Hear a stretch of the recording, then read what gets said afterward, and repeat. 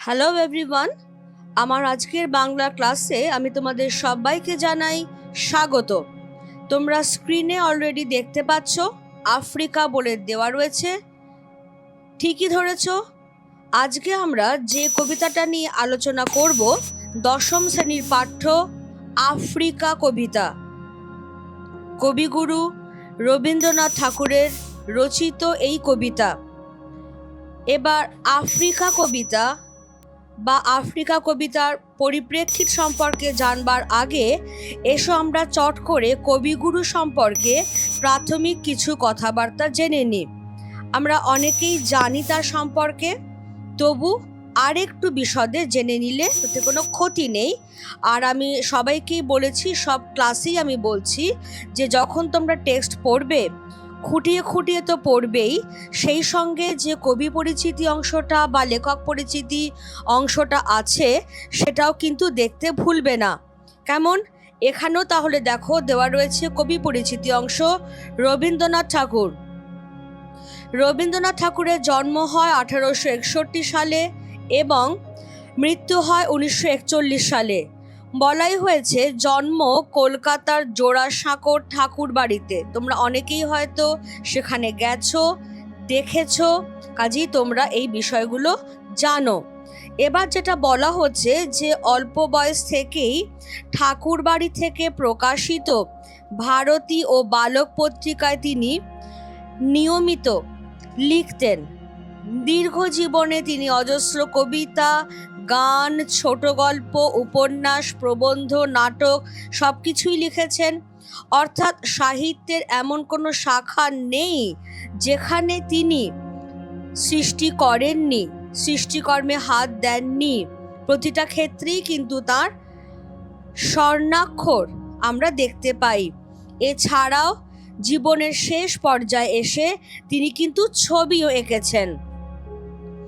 এশিয়ার মধ্যে তিনি প্রথম নোবেল পুরস্কার পান। সাহিত্যে তিনি নোবেল পুরস্কার পাচ্ছেন 1913 সালে সং অফারিংসের জন্য। অর্থাৎ গীতাঞ্জলি কাব্যগ্রন্থের যে ইংরেজি অনুবাদ সং অফারিংস, তারই জন্য তিনি 1913 সালে নোবেল পুরস্কার অর্জন করেন। দুটি স্বাধীন রাষ্ট্র অর্থাৎ ভারত আর বাংলাদেশের জাতীয় সঙ্গীতও তাঁরই রচনা। কবির প্রথম জীবনে কাব্যগ্রন্থগুলোর মধ্যে কি রয়েছে? সন্ধ্যা সঙ্গীত, প্রভাত সঙ্গীত, ছবি ও গান, ভানুসিংহ ঠাকুরের পদাবলী, কড়ি ও কোমল। এটা হচ্ছে তার প্রথম দিকের লেখা কাব্যগ্রন্থ।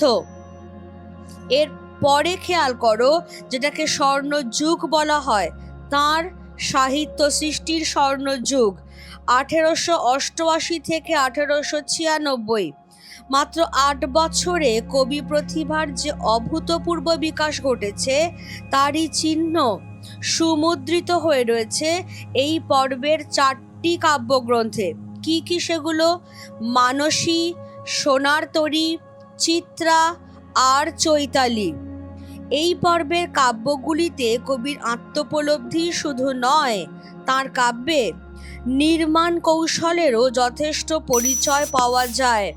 অর্থাৎ এক্সপেরিমেন্টাল একটা সময়, যখন তিনি বিষয়বস্তুর দিক থেকে এবং কাব্য শৈলীর দিক থেকেও তিনি পরীক্ষা নিরীক্ষাগুলো করছেন এই 8 বছর পর্বে। এই পর্বের কাব্যগুলিতে কবির আত্মোপলব্ধি শুধু নয়, যেটা আমি এক্ষুনি বললাম, তার কাব্যে যে শৈলী, গঠন কৌশল, সেটারও যথেষ্ট পরিচয় পাচ্ছি আমরা। আবেগ বলো, গভীর আত্মপ্রত্যয় হোক বা জীবন জিজ্ঞাসা বা কল্পনার ডানা বিস্তার, শিল্পরূপ নির্মাণে দক্ষতা, ভাষা ও ছন্দের ওপর আধিপত্য প্রভৃতি কবির যাবতীয় গুণাবলীর প্রকাশ ঘটেছে এই পর্বের কবিতাগুলোর মধ্যে। এরপরেই কবি লিখছেন কণিকা, কথা ও কাহিনী। খেয়াল রাখতে হবে, কথা ও কাহিনী প্রথমে দুটো আলাদা আলাদা কাব্যগ্রন্থ ছিল, কথা একটা, কাহিনী একটা। পরে সেই দুটোকেই তিনি একত্রিত করে দেন। এছাড়াও রয়েছে কল্পনা, খনিকা আর নৈবেদ্য। গীতাঞ্জলি পর্বের প্রধান তিনটি কাব্যগ্রন্থের কি নাম? গীতাঞ্জলি পর্ব বলেই যেটা চিহ্নিত। গীতাঞ্জলি, গীতিমাল্য আর গীতালি। 1916 সালে লিখছেন বলাকা, 1925-এ পূরবী, আর 1929-এ তিনি রচনা করছেন মহুয়া নামক কাব্যগ্রন্থ। পুনশ্চ থেকেই কবি রবীন্দ্রনাথের কাব্যের শেষ পর্বের শুরু, এবং এই পর্বের উল্লেখযোগ্য কাব্যগ্রন্থগুলির মধ্যে কি কি রয়েছে? শেষ সপ্তক, প্রান্তিক, নবজাতক, সানাই, রোগশয্যায়, আরোগ্য, আর এরপরে আমি একটু অ্যাড করব, সবাই একটু খেয়াল রাখবে, সেটা হচ্ছে জন্মদিনে। ইনফ্যাক্ট রোগশয্যায়, আরোগ্য আর জন্মদিনে এই তিনটেকে একসঙ্গে মিলিয়ে পড়তে হয়, কারণ কবির অসুস্থতার কথা যেমন রয়েছে তার রোগশয্যায় কাব্যে, কবি ধীরে ধীরে সুস্থ হয়ে উঠছেন, আরোগ্য লাভ করছেন, সেই মুহূর্তে তার আত্মোপলব্ধির কথা ধরা পড়েছে আরোগ্যে, এবং যখন তিনি সুস্থ হয়ে উঠলেন 1941 সালেই প্রকাশিত হচ্ছে জন্মদিনে, সেইটার কথাও কিন্তু যথেষ্ট গুরুত্বপূর্ণ। এবার চলে এসো আমি আফ্রিকার পরিপ্রেক্ষিত ইত্যাদি নিয়ে একটু আলোচনা করে দিই। এখানে আমি আবারও বলেই দিয়েছি যে আফ্রিকা রচয়িতা হলেন কবিগুরু রবীন্দ্রনাথ ঠাকুর। 1861 থেকে 1941 তার জীবনকাল। আফ্রিকা সম্পর্কে প্রাথমিক কথাবার্তা। প্রথম প্রকাশিত হচ্ছে কবিতাটি প্রবাসী নামক পত্রিকায় 1343 বঙ্গাব্দের চৈত্র সংখ্যায়। কেমন? পরবর্তীকালে এটি পত্রপুট কাব্যগ্রন্থের অন্তর্ভুক্ত হয় 16 সংখ্যক কবিতা হিসেবে। সুতরাং তোমার কাছে যদি মূল গ্রন্থের নাম চাওয়া হয় সেটা হবে পত্রপুট নামক কাব্যগ্রন্থ। তোমাদের সুবিধের জন্য আমি এখানে দেখো একটা ছবি দিয়ে রেখেছি। এটা পত্রপুট কাব্যগ্রন্থের 16 সংখ্যক যে কবিতা আফ্রিকা তার প্রচ্ছদের ছবি। সবাই দেখে নিয়েছো? 16 সংখ্যক কবিতা আমি এখানে টিক মার্কও করে দিলাম, ছবিটাও সবার কাছে চলে এসেছে। এবার চট করে একটু মূল কথাটা দেখে নেব। মূল কথাটা কি? মূল কথাটা হচ্ছে যে পাশ্চাত্য সভ্যতার কুপ্রভাব, অর্থাৎ ইউরোপীয় ঔপনিবেশিকতা, আফ্রিকা মহাদেশের ঐতিহ্য এবং তার সংস্কৃতির যে ক্ষতি করেছিল, মানুষের মূল্যবোধের যে অবক্ষয় ঘটিয়েছিল, তারই সাক্ষ্য হচ্ছে রবীন্দ্রনাথ ঠাকুরের আফ্রিকা কবিতাটি। কিন্তু এবার কথা হলো যে এত বিষয় থাকতে কবি হঠাৎ এই রকম একটা বিষয়কে বাছলেন কেন? যে যেখানে পাশ্চাত্যের ঔপনিবেশিক সাম্রাজ্যবাদী শক্তিগুলি প্রাচ্যের বিভিন্ন দেশ দখল করছে, সেখানে উপনিবেশ স্থাপন করছে, সেখানকার মানুষ, সেখানকার সম্পদ দখল করছে এবং সেখানকার সমস্ত কিছু যে নিজস্বতা সেইগুলোকে ধ্বংস করছে, সেটা কবিকে এত নাড়া দিচ্ছে কেন? তার কারণ আর কিছুই নয়, ব্রিটিশ শাসনের অধীন ছিল তখন আমাদের এই ভারতবর্ষ, এবং ব্রিটিশ অধিকৃত ভারতবর্ষের একজন নাগরিক হিসেবে আফ্রিকায় সাম্রাজ্যবাদী শক্তির অমানবিক আগ্রাসনের বিরুদ্ধে কবির এক কাব্যিক প্রতিবাদ হলো আফ্রিকা। অর্থাৎ তিনি তার নিজের দেশে যেটা ভোগ করছেন, নিজের দেশে ঔপনিবেশিকতার যে জ্বালা যন্ত্রণা, সাম্রাজ্যবাদী শক্তির যে দন্থ নখর, তার যে আঘাত তিনি সহ্য করছেন, তারই সূত্রে তিনি আফ্রিকায় সেখানকার বসবাসী আদিম জনগোষ্ঠীর মানুষগুলির কষ্ট দুঃখ, সর্বোপরি আফ্রিকার যে কষ্ট যন্ত্রণা উপলব্ধি করতে পারছেন। আর সেই উপলব্ধিরই কাব্যিক প্রকাশ আমাদের পাঠ্য আফ্রিকা কবিতাটি। আশা করি সবার কাছে আমি পরিপ্রেক্ষিতটা বোঝাতে পেরেছি। এবার চলো আমরা কবিতাটা শুরু করে দেব। কেমন? আমি পড়ছি, একটু ফলো করবে সবাই। কি বলা হচ্ছে? প্রথমেই কিন্তু কবি ঔপনিবেশিকতার কথাটা আনেননি। কবিতাটাকে যদি আমরা ছোট ছোট কয়েকটা পর্বে ভাগ করে নিই, তাহলে আমরা দেখব প্রথমেই কবি বলবেন বিশ্ব সৃষ্টির সেই আদি লগ্নের কথা, যখন তোলপাড় চলছিল চারদিকে, যখন উত্থান পতনের মাধ্যমে কোনো জায়গা উঁচু হয়ে পাহাড় পর্বত মালভূমি সৃষ্টি হয়েছিল, আবার কোনো জায়গা নিচু হয়ে সেখানে জল ইত্যাদি জমে নদী, সাগর, হ্রদ এইগুলোর জন্ম হয়েছিল। সেই সময় কিভাবে আফ্রিকা মহাদেশের সৃষ্টি হলো, আফ্রিকার দুর্গম অরণ্যের কাছে সে সারা বিশ্বের কাছে এক বিভীষিকায় পরিণত হয়েছিল। কিন্তু তার সেই কৃষ্ণাঙ্গী রূপের আড়ালে তার যে মানব রূপ চিরকাল থেকে গেল উপেক্ষিত, সেইটার কথাও কবি বলবেন। তারপর একটা সময় যখন ইউরোপীয় সাম্রাজ্যবাদী শক্তিগুলির চোখ পড়ল আফ্রিকার সম্পদের ওপর, তার খনিজ সম্পদ, তার সামাজিক সম্পদ, তার প্রাকৃতিক সম্পদ, সর্বোপরি তার মানব সম্পদের ওপর, তখন তারা এলো লোহার হাতকড়ি নিয়ে। তাদের কাঁটা মারা জুতোর তলায় বিদ্ধ হলো, পিষ্ট হলো আফ্রিকার হৃৎপিণ্ড। রক্তে অশ্রুতে কাদায় মাখামাখি হয়ে গেল আফ্রিকার অরণ্য পথ।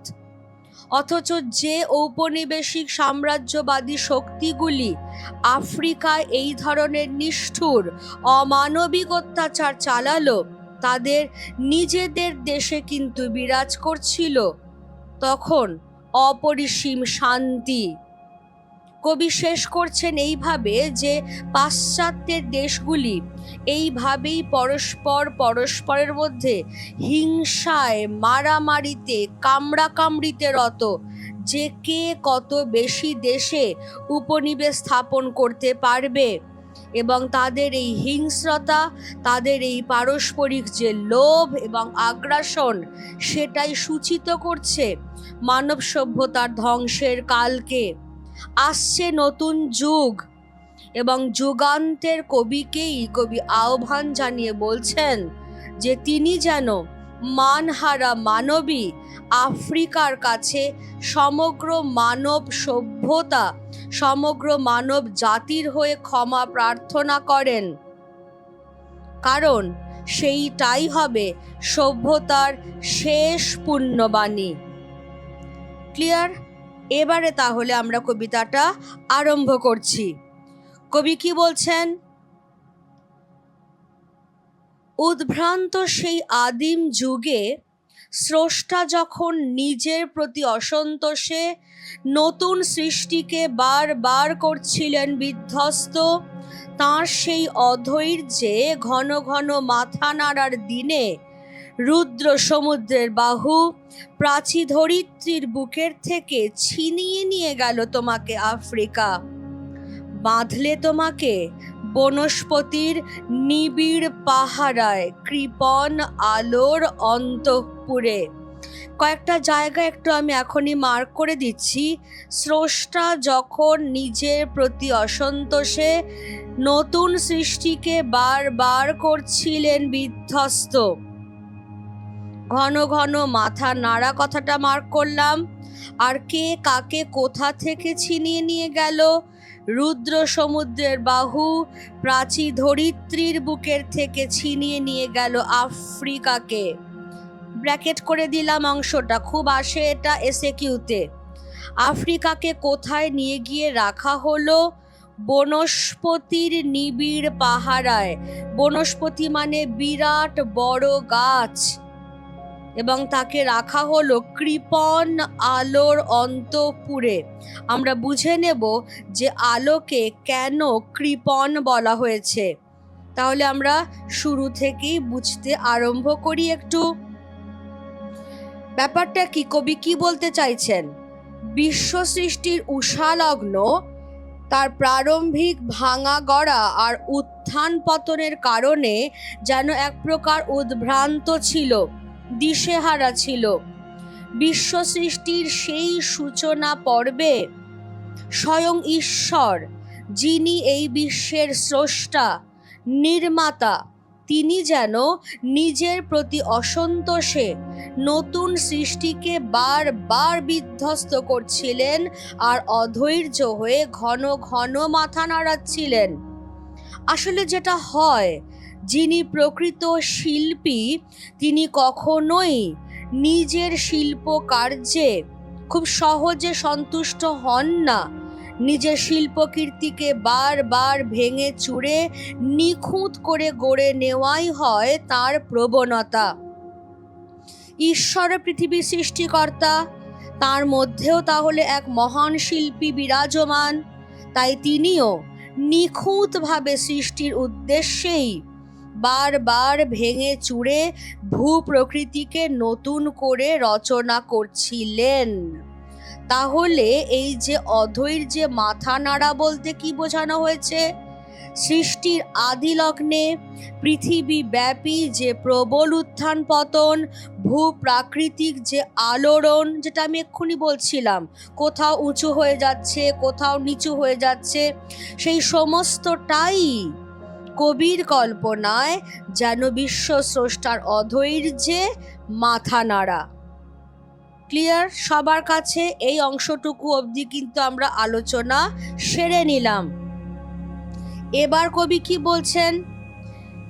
বিশ্ব সৃষ্টির সেই সূচনা পর্বে স্রষ্টা যখন বারবার ভেঙে চুরে নিজের সৃষ্টিকে আরো নিখুঁত করে গড়ে তোলবার সাধনায় রত ছিলেন, তখনই কি হলো? তারই ফল হিসেবে দেখা গেল উত্তাল সমুদ্র, রুদ্র সমুদ্রের বাহু মানে উত্তাল সমুদ্র, প্রাচী ধরিত্রী অর্থাৎ পৃথিবীর পূর্ব দিকের দেশগুলির থেকে আফ্রিকা মহাদেশকে আলাদা করে ছিনিয়ে নিয়ে গিয়েছিল। এর মধ্যে যে ভৌগোলিক সত্যটা নিহিত আছে সেটা এই ফাঁকে একটু তোমাদের চট করে বলে নি। সেটা হচ্ছে, মহাদেশগুলিতে তটরেখার নানা রকম সাদৃশ্যের ভিত্তিতে এবং আরও অন্যান্য তথ্য প্রমাণের সাহায্যে আলফ্রেড ওয়েগনার, আলফ্রেড ওয়েগনার তিনি বলেছিলেন বহুকাল আগে সব মহাদেশ একসঙ্গে একটাই মহাদেশ ছিল। পরে টেকটনিক প্লেটগুলির পারস্পরিক চলন, কারণ আমরা জানি ভূপৃষ্ঠের তলায় যে প্লেটগুলো আছে সেগুলো কিন্তু কেউ স্থির নেই, তারা সবাই একটা তরল বস্তুর ওপর ভাসমান অবস্থায় আছে, ফলে পারস্পরিক টান আছে তাদের মধ্যে। সেই টানের কারণে কেউ কারোর দিকে এগিয়ে যায়, আবার কেউ কারোর থেকে সরে আসে। তো এটা কি বলা হয়? Continental drift theory. তো এই টেকটনিক প্লেটগুলির পারস্পরিক চলনে তা আলাদা হয়ে যায়। কোনগুলো? এই যে বললাম 5টা মহাদেশ আগে একসঙ্গেই ছিল, কিন্তু টেকটনিক প্লেটগুলির পারস্পরিক চলনে মহাদেশগুলো তারা একে অপরের থেকে আলাদা হয়ে যাচ্ছে। একেই বলা হয় কন্টিনেন্টাল ড্রিফট থিওরি। রবীন্দ্রনাথ ঠাকুর তার কল্পনার মাধ্যমে এই সত্যের দিকেই ইঙ্গিত করতে চেয়েছেন যে ভূপ্রাকৃতিক আলোড়নের সেই যুগে, সৃষ্টির সেই আদি লগ্নে রুদ্র সমুদ্রের বাহু ছিনিয়ে নিয়ে গেল আফ্রিকাকে প্রাচী ধরিত্রীর বুকের থেকে, অর্থাৎ পৃথিবীর পূর্ব দিকের দেশগুলির থেকে নিয়ে কোথায় রাখলো? বিশাল বিশাল যে বড় গাছ বনস্পতির সতর্ক পাহারায় অন্ধকার অন্তঃপুরে বন্দিনী হয়ে গেল আফ্রিকা। আসলে ব্যাপারটা কি, তোমরা সবাই জানো যে আফ্রিকার এক বিস্তীর্ণ অঞ্চলে, বিশেষত মধ্য ও দক্ষিণ আফ্রিকার যে নিরক্ষীয় অঞ্চল, সেখানে দেখা যায় ঘন অরণ্য, এত নিবিড় সেই অরণ্য যেটা ভেদ করে সূর্যের আলো সেখানে প্রবেশ করতে পারে না। দিনের বেলাতেও তাই সেখানে বিরাজ করে নিশ্ছিদ্র অন্ধকার। আর সেই কারণেই কবি আফ্রিকার এই যে অরণ্যময় দুর্গম সৌন্দর্যের দিকটাকে তুলে ধরেছেন এবং বলেছেন যে আলো সেখানে কৃপণ। কারণ আমি যেটা বললাম যে আফ্রিকার দুর্গম দুর্ভেদ্য অরণ্য ভেদ করে খুব কমই সূর্যের আলো সেখানে প্রবেশ করতে পারে। তাই কবি বলছেন যে আলো এখানে কৃপণ, এবং সেই কৃপণ আলোর অন্তঃপুরে আফ্রিকা একরকম বন্দিনী হয়ে গেল। বিশাল বিশাল বড় গাছের পাহারায় রাখলেন তাকে স্বয়ং প্রকৃতি। কেন? এবার পরের দিকটা আমরা একটু যাব। কবি কি বলছেন? সেখানে, সেখানে মানে কোথায়? যেখানে নিয়ে গিয়ে আফ্রিকাকে রাখা হলো, অর্থাৎ বনস্পতি নিবিড় পাহারায় কৃপণ আলোর অন্তঃপুরে। সেখানে আফ্রিকা কি করছিল? নিভৃত অবকাশে তুমি, তুমি বলতে স্পষ্টতই আফ্রিকাকে বোঝানো হয়েছে। তুমি সংগ্রহ করছিলে দুর্গমের রহস্য, চিনছিলে জল স্থল আকাশের দুর্বোধ সংকেত। প্রকৃতির দৃষ্টি অতীত জাদু মন্ত্র জাগাচ্ছিল তোমার চেতনাতীত মনে। বিদ্রুপ করছিলে ভীষণকে বিরূপের ছদ্মবেশে, শঙ্কাকে চাচ্ছিলে হার মানাতে আপনাকে উগ্র করে বিভীষিকার প্রচণ্ড মহিমায় তাণ্ডবের দুন্দুভিনী নাদে। কবি কি বলছেন? কবি বলছেন সমুদ্র যখন আফ্রিকাকে প্রাচী ধরিত্রীর বুকের থেকে ছিনিয়ে নিয়ে গিয়ে অন্ধকার বনের অভ্যন্তরে রাখল, প্রকৃতির নিবিড় নিশ্ছিদ্র পাহারাতেই রাখল, তখন আফ্রিকা যেন সেই নিভৃত অবকাশে নিজের মধ্যে সঞ্চয় করছিল দুর্গমতার রহস্যকে। সে যেন বুঝে নিতে চাইল প্রকৃতির দুর্বোধ্য সংকেত আর মন্ত্রধ্বনি। তাহলে এখানে প্রকৃতির দৃষ্টি অতীত জাদু বলতে কবি কি বুঝিয়েছেন? মানুষের কাছে অচেনা প্রকৃতির নানা বৈচিত্র্যপূর্ণ দিক, যার রহস্য আদিম মানুষ তার সীমিত জ্ঞান আর বুদ্ধি দিয়ে ভেদ করতে অক্ষম হয়েছিল। আসলে সৃষ্টির সূচনা পর্ব থেকেই প্রকৃতির কোলে তার একান্ত নিজস্বতার মধ্যেই লালিত পালিত হচ্ছিল আফ্রিকা। প্রকৃতি তাকে বাইরের পৃথিবীর চোখের আড়ালে নিজের মতো করে সযত্নে গড়ে নিচ্ছিল। আফ্রিকায় একদিকে ছিল নিবিড় অরণ্য, অন্যদিকে ছিল সাহারা কালাহারির মতো মরুভূমি। ভয়ঙ্কর বন্য জন্তু আর দুর্গম প্রকৃতি যেন সেই উন্মেষ পর্বে গড়ে নিচ্ছিল আফ্রিকাকে। এই যে ভয়ঙ্কর সুন্দর, কারণ আফ্রিকার এই দুর্গম অরণ্য, এই যে মরুভূমি, তারও একটা আলাদা সৌন্দর্য আছে। কিন্তু সেই সৌন্দর্য কেবল নিরীহ সৌন্দর্য নয়, কারণ সেই অরণ্যে হিংস্র সাপদের বাস, সেই মরুভূমিতেও নানা বিচিত্র ভয়ঙ্কর প্রাণীর আবাস। সেই জন্যই বলা হচ্ছে আফ্রিকা ভয়ঙ্কর সুন্দরের সম্মিলনে তৈরি হয়েছে, এবং সেইখানেই প্রকৃতির জাদুমন্ত্রের স্পর্শে যেন নবজাতক, অর্থাৎ নতুন জন্ম নেওয়া শিশুর মতো চোখ মেলছিল আফ্রিকা। নিজের বিভীষিকাময় চরিত্র যেন ক্রমশ আরো স্পষ্ট হচ্ছিল তার নিজের কাছেই। তাহলে তোমরা বুঝতেই পারছো আফ্রিকার এই যে দুর্গমতা, আফ্রিকার এই যে নিবিড় অরণ্য, আফ্রিকার এই যে বিশাল বিস্তৃত মরুভূমি, এগুলো সব প্রকৃতিরই তৈরি করা। প্রকৃতি এইভাবে চাইছিল সভ্য জগতের চোখের আড়ালে আফ্রিকাকে নিজের মতো করে গড়ে পিঠে তুলতে, যাতে খুব সহজেই সভ্য জগৎ এদিকে থাবা বিস্তার করতে না পারে। এবং আফ্রিকাও চাইছিল নিজের মধ্যেকার এই দুর্গমতার রহস্যকে চিনে নিতে। সেই সময় নবগঠিত আফ্রিকা যেন আপন প্রতিকূলতার ছদ্মবেশে নিজের প্রাকৃতিক ভীষণতাকে বিদ্রূপ করেছে। দুর্গম আফ্রিকা নিজেকে আরো উগ্র করে তুলে বিভীষিকার প্রচণ্ড মহিমায়, বিধ্বংসী তাণ্ডব লীলার প্রচণ্ড শব্দে তার শঙ্কাকে হার মানাতে চেয়েছে। তার মানে আফ্রিকার মধ্যেও একটা শঙ্কা ছিল। আফ্রিকা যখন জন্ম নিল, তার মধ্যে যখন আস্তে আস্তে বোধ জেগে উঠল, তখন সে দেখছে একে, এই ভয়ঙ্কর, এই দুর্ভেদ্য, এই ঘন অরণ্যাবৃত, একে আমি।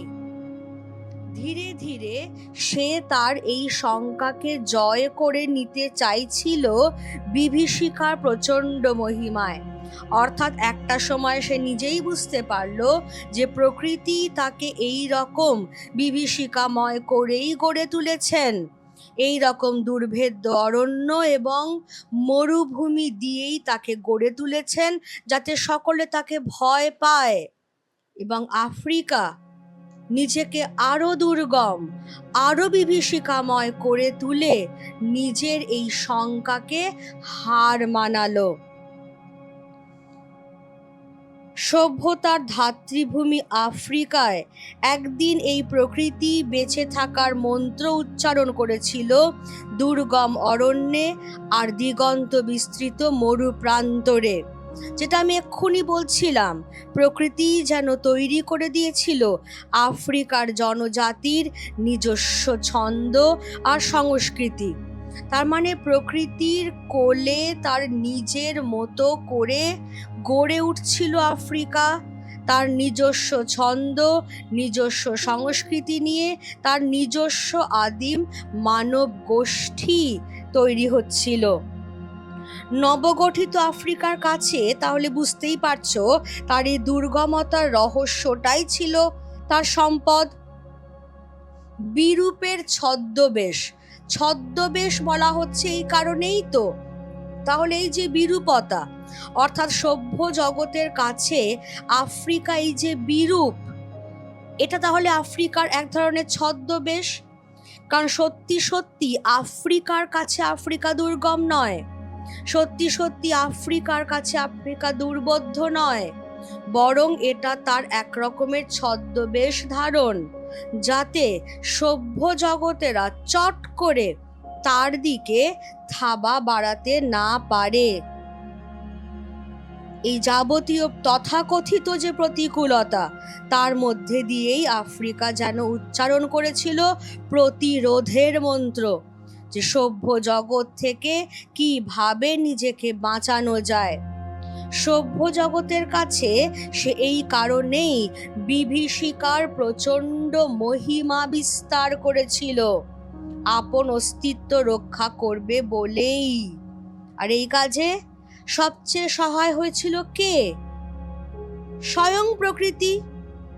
এই প্রসঙ্গেই আমরা বলতে পারি যে এই কারণেই 19 শতকের আগে পর্যন্ত তথাকথিত সভ্য ইউরোপীয় দেশগুলি আফ্রিকায় উপনিবেশ গড়ে তুলতে পারেনি।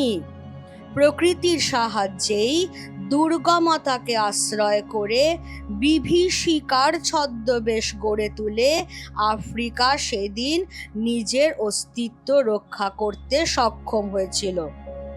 অর্থাৎ আমি ভীষণ, আমি ভয়ঙ্কর, আমি দুর্গম, এইটাই হচ্ছে তাহলে আফ্রিকার ক্যামোফ্লেজ, তার ছদ্মবেশ।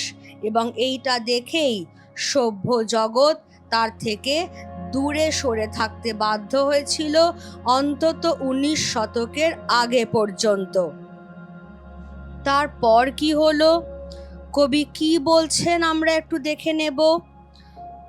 কবি বলছেন, হায় ছায়াবৃতা। ছায়াবৃতা বলতেও এখানে সম্বোধন করা হচ্ছে আফ্রিকাকেই। কালো ঘোমটার নিচে অপরিচিত ছিল তোমার মানব রূপ উপেক্ষার আবিল দৃষ্টিতে। এলো ওরা লোহার হাতকড়ি নিয়ে, নখ যাদের তীক্ষ্ণ তোমার নেকড়ের চেয়ে। এলো মানুষ ধরার দল, গর্বে যারা অন্ধ তোমার সূর্যহারা অরণ্যের চেয়ে।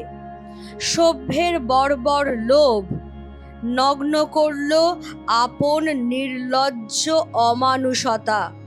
তোমার ভাষাহীন ক্রন্দনে বাষ্পাকুল অরণ্য পথে পঙ্কিল হলো ধূলি তোমার রক্তে অশ্রুতে মিশে।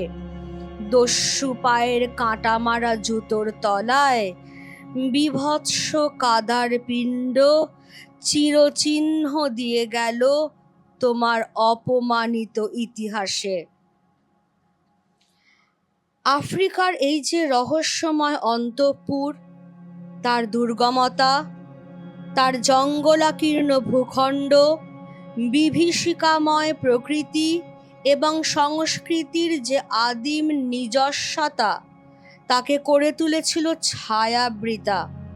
যেন এক অজানা রহস্যময় জগতের অচেনা সৌন্দর্যের ছায়া সবসময় ঘিরে রয়েছে তাকে। যে আফ্রিকা কৃষ্ণাঙ্গী, কারণ আফ্রিকা অরণ্যের অন্ধকারে ঢাকা, তাই আফ্রিকা কৃষ্ণাঙ্গী। দীর্ঘ বৃক্ষের আলিঙ্গনে যে লজ্জায় অবনতা হয়েছিল, তার অন্তঃপুরের রহস্য হৃদয়ে ধারণ করেই যখন শ্বেতাঙ্গ ইউরোপীয় সাম্রাজ্যবাদী শক্তিগুলি সেখানে এলো, তাদের কদর্য শোষণ আর পীড়ন চালালো, তখন তাদের মদমত্ত উপেক্ষায় সম্পূর্ণ অনাবিষ্কৃতই থেকে গেল আফ্রিকার অন্তঃস্থলের মানবীয় রূপটা। তারা শুধু দেখল আফ্রিকার সম্পদ, তার খনিজ, তার প্রাকৃতিক, তার মানব সম্পদ। কিন্তু আফ্রিকা যে কৃষ্ণাঙ্গী অর্থাৎ ডার্ক কন্টিনেন্ট বলে সভ্য জগতের কাছে পরিচিত, তারও যে একটা নিজস্ব সৌন্দর্য আছে, তারও যে একটা নিজস্ব ছন্দ, ঐতিহ্য, সংস্কৃতির ভিত আছে, সেই সমস্ত কিছুকে চূড়ান্তভাবে উপেক্ষা করল এই সভ্য ইউরোপীয় সাম্রাজ্যবাদী শক্তি, যারা গর্বে অন্ধ, যারা মনে করে যে পৃথিবীর মধ্যে তারাই শ্রেষ্ঠ সভ্য শিক্ষিত জাতি। তাদের সেই সভ্যতা গর্বে উপেক্ষায় আবিল দৃষ্টি, তাদের দৃষ্টি আচ্ছন্ন, উপেক্ষায় আচ্ছন্ন।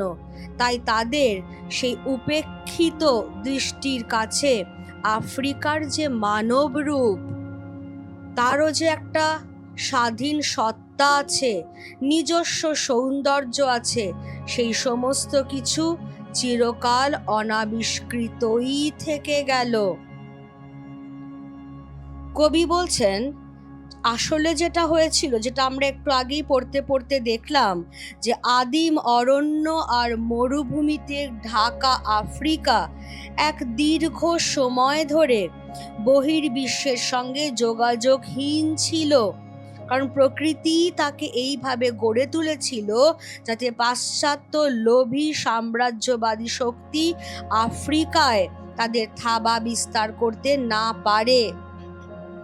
উন্নত পৃথিবী দীর্ঘকাল মুখ ফিরিয়ে থেকেছিল ডার্ক কন্টিনেন্ট কৃষ্ণাঙ্গী আফ্রিকার দিক থেকে। ঊনবিংশ শতাব্দীর আগে পর্যন্ত অন্তত এই কারণেই, প্রকৃতির এই দুর্গমতার রহস্যের কারণেই কোনো ইউরোপীয় শক্তি সেখানে উপনিবেশ স্থাপনের কথা ভাবেনি। এরপর একটা সময় যখন তাদের কাছে স্পষ্ট হলো আফ্রিকার সম্পদের ছবিটা, তখন সেই লোভে লোভে তারা এসে হাজির হলো আফ্রিকায়। কিন্তু তারা সভ্যতা গর্বে অন্ধ, তাই তাদের কাছে উপেক্ষিত রয়ে গেল আফ্রিকার মানব রূপটা, তার নিজস্ব সৌন্দর্য, তার নিজস্ব ঐতিহ্য, সংস্কৃতি সবকিছুই উপেক্ষিত, অপমানিত হলো। বরং চোখে পড়ল একমাত্র তার সম্পদ। সাম্রাজ্যবাদী আগ্রাসনের কারণে ঔপনিবেশিক শাসক গোষ্ঠী একের পর এক আফ্রিকায় উপনিবেশ স্থাপন করতে শুরু করলো। তারা এলো লোহার হাতকড়ি নিয়ে, কারণ শুরু হয়ে গেল দাস ব্যবসা। আফ্রিকার কালো মানুষেরা বিকিয়ে গেল, পরিণত হলো কৃতদাসে, মার খেতে লাগলো, অত্যাচারিত হতে লাগলো, পীড়িত হতে লাগলো, কিন্তু বোবা হয়ে থাকতে বাধ্য হলো। কবি বলছেন, নখ যাদের তীক্ষ্ণ তোমার নেকড়ের চেয়ে। কাদের নখ? অর্থাৎ ইউরোপীয় সাম্রাজ্যবাদী এই যে শক্তিগুলি, তাদের কথাই বলা হয়েছে।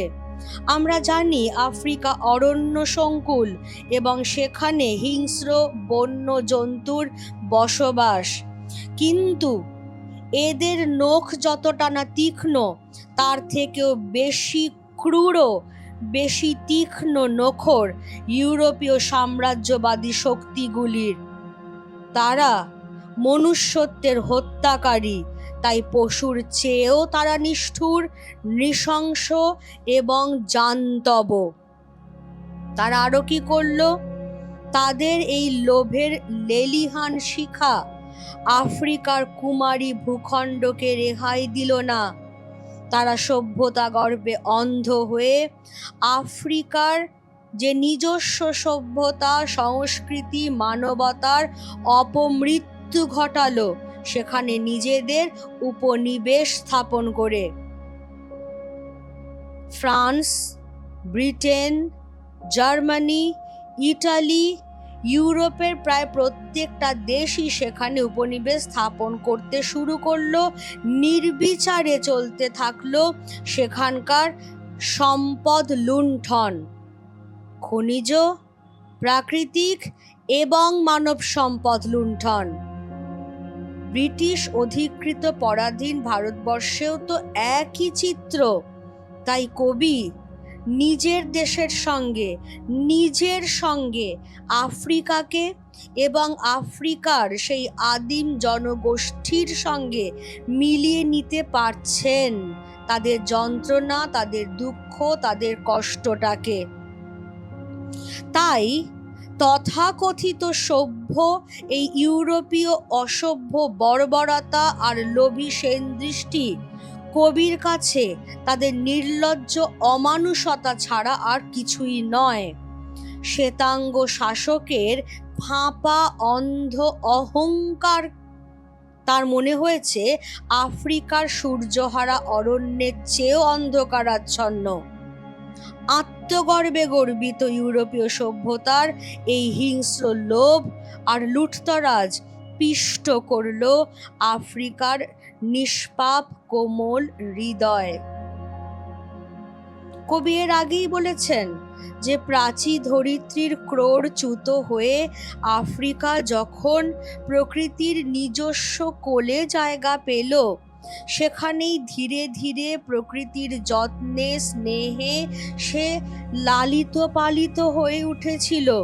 তার ভয়ঙ্কর সৌন্দর্য নিয়ে সম্পূর্ণ স্বতন্ত্র হয়ে উঠেছিল। হয়েছিল অসূর্যম স্পর্শা, সূর্যের আলো যেখানে প্রবেশ করতে পারত না। কিন্তু 19 শতকের পরে পাশ্চাত্য সাম্রাজ্যবাদী শক্তিগুলি তার এই অসূর্যম স্পর্শাদেহেই অধিকার কায়েম করল। তীক্ষ্ণ নখে যেন ছিন্ন ভিন্ন করে দিল তার কোমল শরীরটাকে। দমচাপা কান্নায় মুহ্যমান আফ্রিকার বনের পথ হয়ে উঠল বাষ্পাকুল। তার রক্তে, তার কান্নায় মিশে পথের ধুলো হয়ে উঠল কাদায় মাখামাখি। অহংকারে উদ্ধত সেই দস্যুর দল তাদের কণ্টকাকীর্ণ জুতোর তলায় পিষে দিয়ে গেল আফ্রিকার হৃৎপিণ্ড। রক্তে কাদায় লিপ্ত আবিল পৃষ্ঠায় রচিত হলো আফ্রিকার অপমানিত হবার করুণ ইতিহাস। তাহলে এইভাবেই আফ্রিকা অপমানিতা হলো, আফ্রিকা মানহারা হলো। তাহলে যে ইউরোপীয় সভ্যতা গর্বে অন্ধ সাম্রাজ্যবাদী শাসক গোষ্ঠী আফ্রিকায় এইভাবে অপমানিত হবার ইতিহাস রচনা করলো, তাদের নিজেদের দেশে তখন কি হচ্ছিল? কবি বলছেন সমুদ্র পারে, সমুদ্র পারে মানে সমুদ্রের ওই পারে, অর্থাৎ কিনা পাশ্চাত্যে, অর্থাৎ কিনা ইউরোপে। সমুদ্র পারে সেই মুহূর্তে কি হচ্ছিল, পুরো ব্র্যাকেট করছি আমি, তাদের পাড়ায় পাড়ায় মন্দিরে বাজছিল পূজার ঘণ্টা সকালে সন্ধ্যায় দয়াময় দেবতার নামে। শিশুরা খেলছিল মায়ের কোলে। কবির সঙ্গীতে বেজে উঠেছিল সুন্দরের আরাধনা। অর্থাৎ যখন তারা আফ্রিকায়, কৃষ্ণাঙ্গী আফ্রিকায় লোভের লুণ্ঠন চালাচ্ছিল, তখন তাদের নিজেদের দেশে কিন্তু বিরাজ করছিল অক্ষয় শান্তি। পাড়ায় পাড়ায় উপাসনা গৃহগুলিতে ঘণ্টা বাজছিল। সকালে সন্ধ্যায় উপাস্য দেবতার বন্দনা রচিত হচ্ছিল। মায়ের কোলে নিশ্চিন্তে খেলা করছিল শিশুরা। সুন্দরের আরাধনা ছিল সর্বত্র। অর্থাৎ যে ঔপনিবেশিক সাম্রাজ্যবাদী শাসক গোষ্ঠী তাদের নিজেদের দেশে শান্তি ও সুন্দরের পূজারী, তারাই কিন্তু অন্যের দেশে অনুপ্রবেশ ঘটিয়ে সেখানে ধ্বংস চালায়, ক্ষয়ক্ষতি করে, লাঞ্ছিত করে সেখানকার সভ্যতা, সংস্কৃতি এবং মানুষগুলির মর্যাদাকে। এরপর কবি কি বলছেন? আজ যখন পশ্চিম দিগন্তে প্রদোষকাল, ঝঞ্ঝা বাতাসের ঊর্ধ্বশ্বাস, যখন গুপ্ত গহ্বর থেকে পশুরা বেরিয়ে এলো, অশুভ ধ্বনিতে ঘোষণা করল দিনের অন্তিম কাল। এসো যুগান্তের কবি, আসন্ন সন্ধ্যার শেষ রশ্মিপাতে দাঁড়াও ওই মানহারা মানবীর দ্বারে, বলো ক্ষমা করো। হিংস্র প্রলাপের মধ্যে সেই হোক তোমার সভ্যতার শেষ পুণ্যবাণী। পশ্চিম দিগন্ত বলতে স্পষ্টতই পাশ্চাত্যের দেশগুলিকে বোঝানো হয়েছে। কবি যখন এই কবিতাটি রচনা করছেন তখন সারা বিশ্বব্যাপী পশ্চিমী দেশগুলির মধ্যে ক্ষমতা দখলের লড়াই চলছিল বীভৎসভাবে। ঝোড়ো হাওয়ায় নৃশংস পশুর দল যেমন গোপন গুহা থেকে বেরিয়ে এসে অশুভ হাহাকারে সকালেই দিনের সমাপ্তি ঘোষণা করে, তেমনি এক অশুভ সময় যেন ঘনিয়ে উঠেছে কবি দেখতে পাচ্ছেন। ক্ষমতার নির্লজ্জ মদমত্ততায় যুযুধান শ্বেতাঙ্গ সাম্রাজ্যবাদীদের তথাকথিত সভ্য রূপের মুখোশটা গেছে ছিঁড়ে। তারা যেন গোপন গুহা থেকে বেরিয়ে আসা ক্ষুধার্ত পশুর দল এক একটা। তাদের লোভ, লালসা আর নির্মমতার অশুভ ধ্বনি যেন আফ্রিকার সঙ্গে সঙ্গে সমগ্র পৃথিবীরই দুর্দশার কাহিনীকে ব্যক্ত করছে। দেখা দিয়েছে দিনের অন্তিম কাল।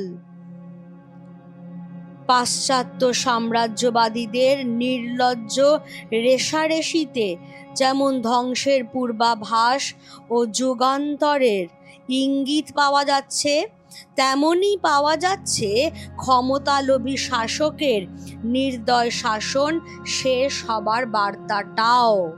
কারণ তারা নিজেরাই নিজেদের মধ্যে আজকে লড়াই করছে, মারামারি করছে, কে কার থেকে কতটা বেশি ক্ষমতা হস্তগত করতে পারবে, কে কার থেকে কতটা বেশি অপর দেশে উপনিবেশ স্থাপন করতে পারবে। ফলে এ শুধু একা আফ্রিকার দুর্দশার কথা নয়, পাশ্চাত্য সাম্রাজ্যবাদী শক্তিগুলিরও তাদের শাসনকাল অবসান হওয়ার ইঙ্গিত বার্তা। এই পরিপ্রেক্ষিতেই কবি যুগান্তের কবিকে, কারণ খুব শিগগিরই এই যুগের অবসান ঘটবে। এই যে পাশ্চাত্য সাম্রাজ্যবাদী শক্তিগুলি, তারা তাদের মধ্যে মারামারি, লড়াই, বিভৎসতার কামড়াকামড়ি করতে করতে সব কিছুই শেষ করে দেবে, নিজেরাও শেষ হয়ে যাবে। ফলে এই সময়টাই হচ্ছে সেই উপযুক্ত সময় যখন কবি শুভবোধ সম্পন্ন যুগান্তের কবিকে আহ্বান জানিয়েছেন, যার মধ্যে এক সংবেদনশীল মানবাত্মা রয়েছে। তাকে কবি বলছেন, অনুরোধ করছেন যে সেই যুগান্তের কবি যেন মানহারা মানবী আফ্রিকার সম্মুখে গিয়ে দাঁড়ায়। আফ্রিকাকে মানহারা মানবী বলা হলো কেন? আফ্রিকা যুগে যুগে ঔপনিবেশিক সাম্রাজ্যবাদী শাসকের হাতে শোষিত, লাঞ্ছিত, পীড়িত হয়েছে। ক্ষমতালোভী শাসকেরা তার অসূর্যম স্পর্শাদেহে অধিকার কায়েম করেছে, নিজেদের লোভের নখে ছিন্ন ভিন্ন করেছে তার নিষ্পাপ কোমল হৃদয়টাকেও। তাই আফ্রিকার চোখের জল, রক্ত ঝরে পড়েছে তার বনভূমির পথের ধুলিতে। কাদায় মাখামাখি সেই পিচ্ছিল পথে আছড়ে পড়েছে আফ্রিকার আত্মসম্মান, মর্যাদা, সব কিছু। সে আজকে পরিণত হয়েছে মানহারা এক মানবীতে। তাই তো কবিগুরু বলছেন যে আজ মানব সভ্যতাকে এই মানহারা মানবী আফ্রিকার কাছে গিয়েই মাথা নিচু করে দাঁড়াতে হবে।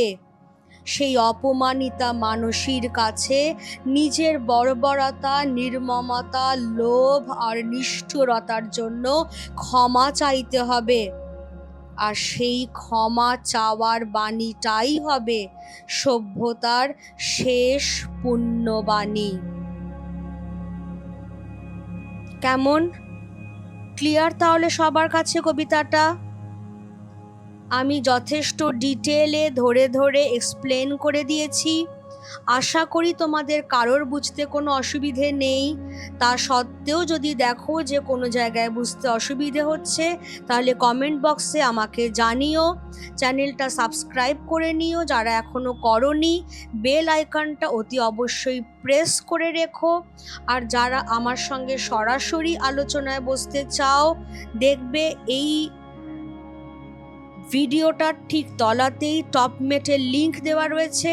সেই লিংকে ক্লিক করলে স্কেডিউল ঠিক করে নেওয়া যাবে, যাতে তোমরা এবং আমি যার যে ধরনেরই সমস্যা আছে বা সংশয় আছে বা প্রশ্ন আছে, সেই নিয়ে সামনাসামনি কথা বলতে পারি।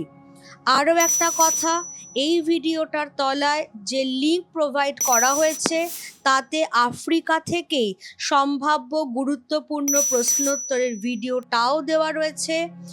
আরও দশম শ্রেণীর অন্যান্য ভিডিও দেখবার জন্য তোমরা প্লেলিস্ট চেক করবে।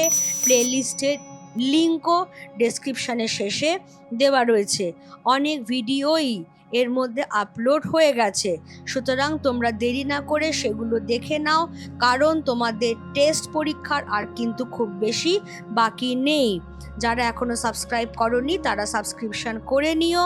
আর কেমন লাগছে আমার পড়ানো সেগুলো অতি অবশ্যই আমাকে জানিও, কারণ তোমাদের কমেন্ট আমার জন্য খুবই মূল্যবান। আরও কি হলে তোমাদের সুবিধা হয় সেটাও জানাতে ভুলো না। কেমন? আজকের ক্লাস তাহলে আমি এখানেই শেষ করছি। Thank you everybody.